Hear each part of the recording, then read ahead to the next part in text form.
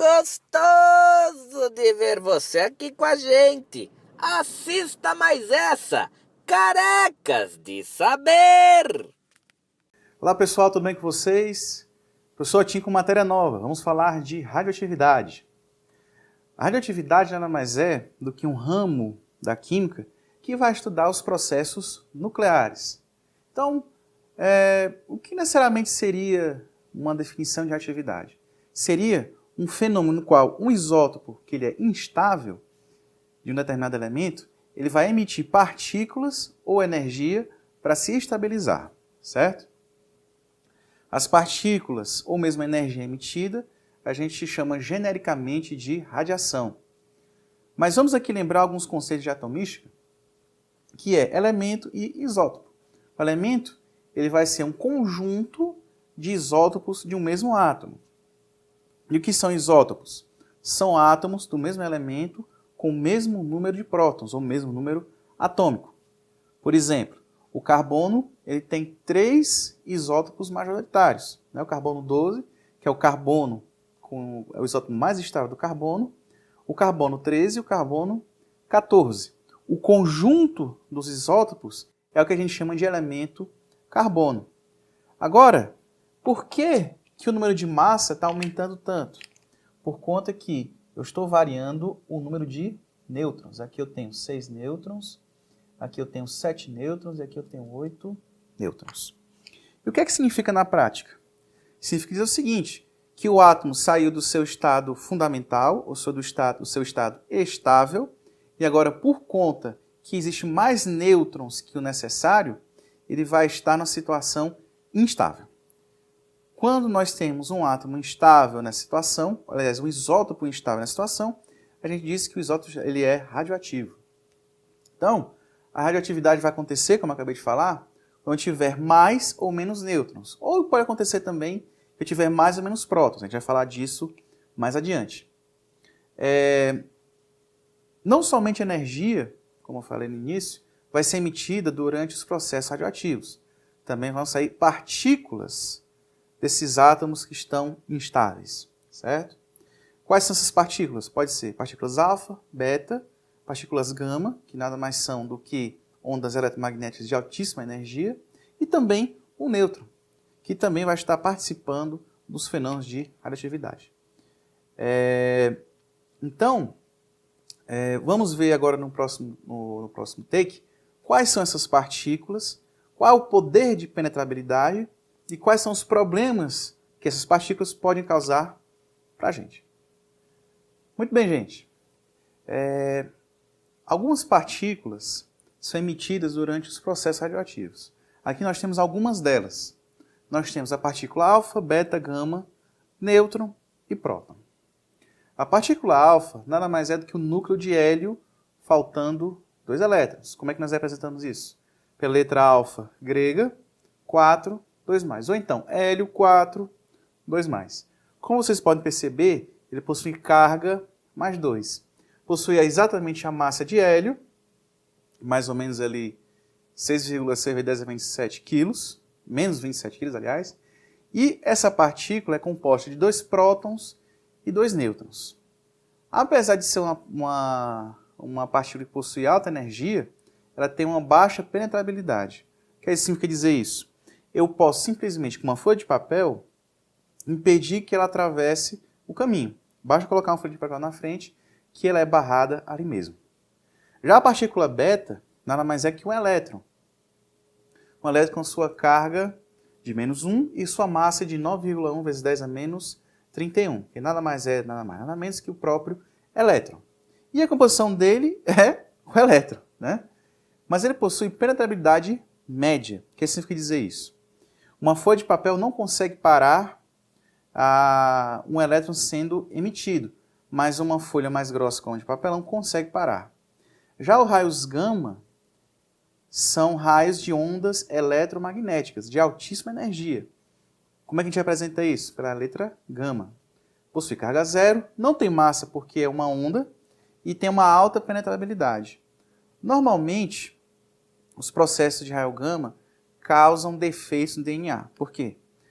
A onda eletromagnética possui energia suficiente para romper as ligações do DNA, ou seja, as ligações das bases nitrogenadas, bem como danificar o DNA em si, na sua estrutura, de fósforo, de fosfatado, aliás, com fosfato, que forma a cadeia que vão estar ligados às bases nitrogenadas. Então, os raios gama são extremamente perigosos e você precisa de uma barreira muito espessa para que essa radiação não se dissipe.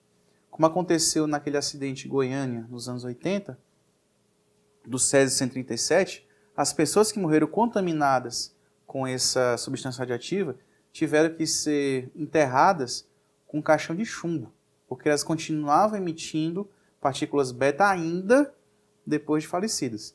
Isso tem a ver com o tempo de meia-vida que nós vamos falar na próxima aula. Agora vai ser uma aula introdutória, vamos falar dos conceitos básicos. Muito bem, nós temos partículas alfa, beta, gama, e também nós temos as partículas atômicas propriamente ditas. Nós temos o nêutron e o próton. O nêutron é uma partícula que faz parte do núcleo atômico, certo? Também tem uma penetrabilidade média. E o próton nada mais é do que o átomo de hidrogênio, possui sua massa característica de 1,67 vezes 10 a menos 27 kg e é composto de um nêutron e um próton. Ora, um nêutron e um próton nada mais é do que o hidrogênio. E também tem penetrabilidade média. Por que a gente deve saber esse tipo de coisa?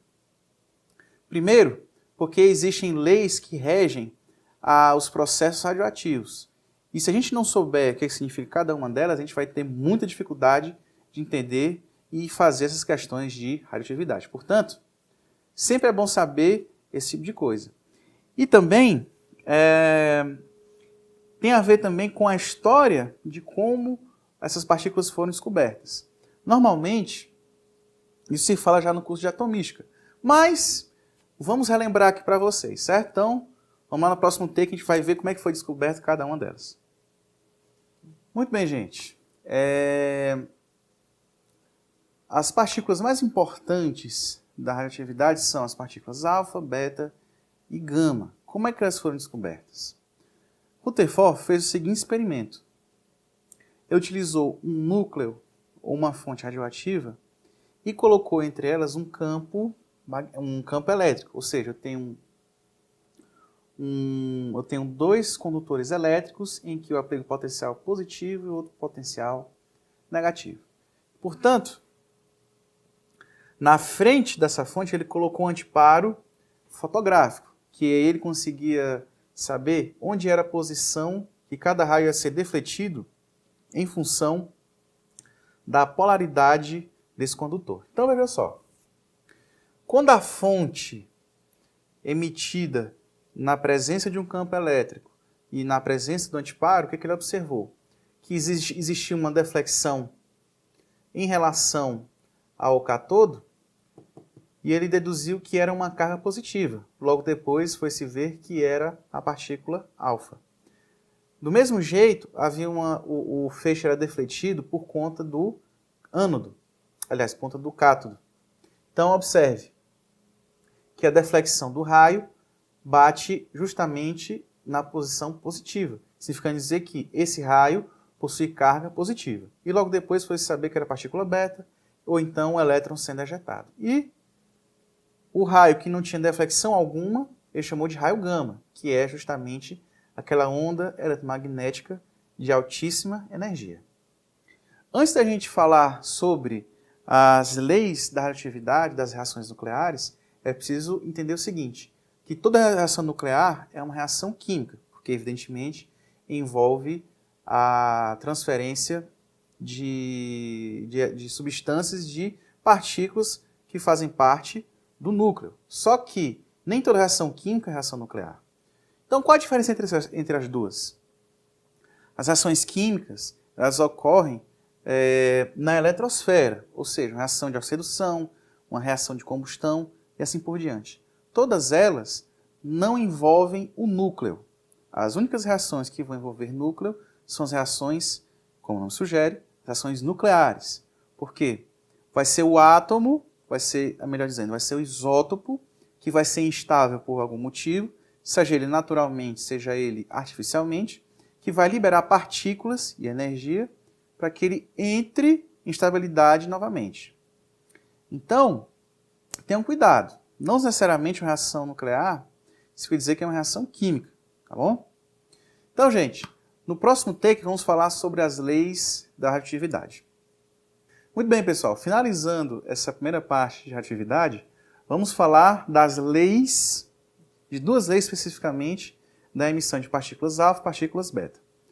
A primeira lei de Soddy-Fajan, que foram os dois cientistas que estudaram esses fenômenos da radioatividade, eles observaram o seguinte: quando nós temos uma emissão de partícula alfa e uma partícula beta, nós temos mudanças no núcleo atômico. Quando a partícula alfa é emitida, existe a primeira lei de Soddy-Fajan, que diz o seguinte: quando a partícula alfa é emitida, o isótopo radioativo vai gerar um átomo 2 unidades atômicas menores com 4 unidades de massa menor. O que significa dizer? O átomo ou núcleo radioativo, ele vai, quando emitir a partícula beta, por conta da saída da partícula alfa do núcleo atômico, ele vai perder justamente 4 unidades de massa com 2 unidades de prótons ou de número atômico, que corresponde justamente à quantidade para deixar o núcleo radioativo inicial. Por isso que nós temos perda de 4 unidades no número de massa, com a perda de 2 unidades no número de prótons ou no número atômico. Por exemplo, nós temos aqui um isótopo do plutônio. Plutônio que tem massa 239 com número atômico 94. Ele perdeu uma partícula alfa. O que significa dizer? Do núcleo inicial, perdeu-se 4 unidades de massa, 235, e perdeu 2 prótons. Ou seja, diminuiu-se a unidade, aliás, o número número atômico em 2 unidades. Ou seja, o plutônio, quando ele emite uma partícula alfa, ele se transforma em urânio 235. Mesma coisa a gente pode raciocinar para uma partícula beta. Só que o seguinte, na partícula beta, o número de massa permanece constante. Então, o átomo formado vai ser um átomo isóbaro do átomo que estava radioativo. Ou seja, quando a partícula beta é emitida, o isótopo radioativo vai gerar um novo elemento que ele é isóbaro e possui uma unidade atômica maior. Certo? Por exemplo, esqueci de colocar o exemplo. Cadê o papel? Está aqui. Carbono 14. Quando ele emite uma partícula beta, que é justamente essa, vai formar o quê? Nitrogênio 14. Então, essa é a expressão da segunda lei. Mas no fundo, essas duas leis têm a ver com as leis ponderais que a senhora Mayuri já explicou para vocês. Né? O que significa dizer? Que a quantidade em números de massa e de número atômico, até mesmo de número de prótons, antes do processo radioativo, tem que ser igual ao processo, tem que ser igual à quantidade que ocorreu o processo nuclear. Então, vamos pegar o exemplo de novo do plutônio. Eu tinha 239 unidades de massa com 94 unidades de número atômico. No lado, vamos dizer assim, dos reagentes, nós temos isso. No lado dos produtos, também nós devemos ter o mesmo número, ou seja, 239 unidades de massa, independente das partículas que estejam desse lado, e também o número atômico também tem que ser igual. Se tiver diferente, tem alguma coisa errada ou alguma coisa incompleta. Vocês vão entender melhor isso nos exercícios que vamos falar depois que terminar a segunda parte. Aí vocês vão entender o que eu estava falando. Não precisa decorar isso. Eu vou mostrar para vocês um método bem mais simples do que ficar memorizando partícula alfa, beta, seja lá o que for, tá bom? Então, pessoal, é isso que eu gostaria de falar para vocês. Na próxima, nós vamos falar da segunda parte do conteúdo de radioatividade, que tem a ver com a cinética das reações nucleares e também dos processos nucleares em si. Então é isso aí, pessoal. Como sempre, Muito obrigado pela atenção de todos. Se vocês tiverem algum problema, dúvida, sugestão ou qualquer assunto pertinente às aulas, por favor, fale aí nos comentários, tá bom? Muito obrigado pela atenção mais uma vez e até a próxima.